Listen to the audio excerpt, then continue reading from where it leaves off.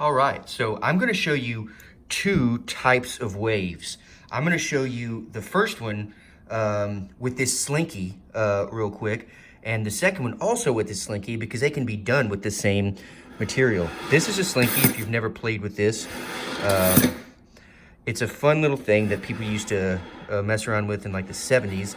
Now, not so much, but it's great for demonstrating waves. So check this out. I'm going to use some mechanical energy to put a wave in that medium. The medium is the slinky. It's the metal in the slinky. Now, you can see that the wave travels through the slinky and back, right? It sort of dissipates like that. And if I keep going, that's not a real wave, that's a pulse, right? I can send a pulse. In order to make a wave, I have to make a rhythm. And that is a wave. Now, you can see the crest and the trough and the wavelength and the frequency, right? How many waves per second? Now, if I increase the amplitude, the crest should be higher, right? And if I make it softer, the crests are barely there. That is the amplitude. Frequency is how fast I shake it. That's the frequency. Now, this is a certain type of wave, and I'm going to write that for you here. You need to know what type of wave this is. It's called a transverse wave. Transverse wave. It's called a transverse wave, and it moves like this. Transverse waves move up and down with respect to the direction the wave is going, right? So if the wave is traveling this way, if the energy in the wave is traveling this way, it is going perpendicular. The medium is shaking perpendicular, right? So we want to think about transverse with the word perpendicular. Perpendicular, and I think that's an E, perpendicular, which means at a 90-degree angle, right? So if the wave is going this way, it's going shaking up and down, right? The energy is moving this way, but the medium is shaking up and down, just like that slinky did. And that's called a transverse wave, right? A transverse wave. And the transverse wave, again, looks like that. Right? Because trans is Latin for across, so it's going across, right? The direction of travel. It's at a 90-degree or perpendicular fashion to the direction of the wave. So this is that's that transverse wave. And I just want you to picture this when you see it.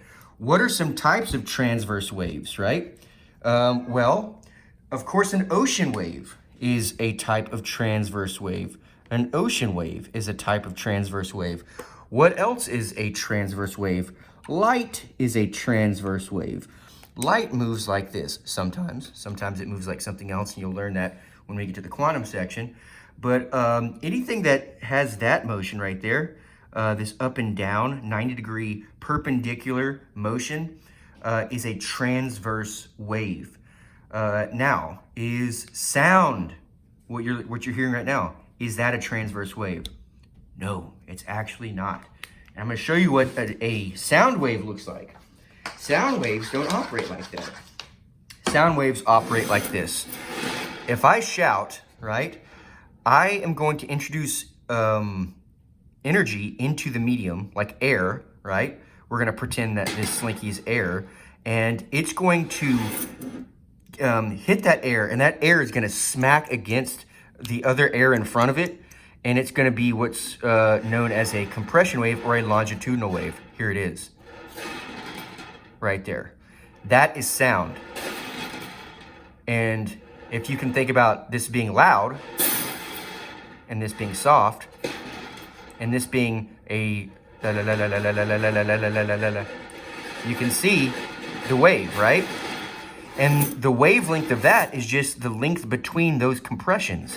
You can see the compression go through it and go back. Well, it's going back, right? What would I call that? That is an echo. That is an echo. When you say in a canyon, hello, hello, that's it coming back, right? So this is how sound works, and this is what type of wave sound is. I'm gonna write it for you right here. Sound is a longitudinal wave. Longitudinal. Where the other one was transverse, up and down. Longitudinal is side to side, right? So you can think about longitudinal being the medium shakes this way as it moves side to side, right?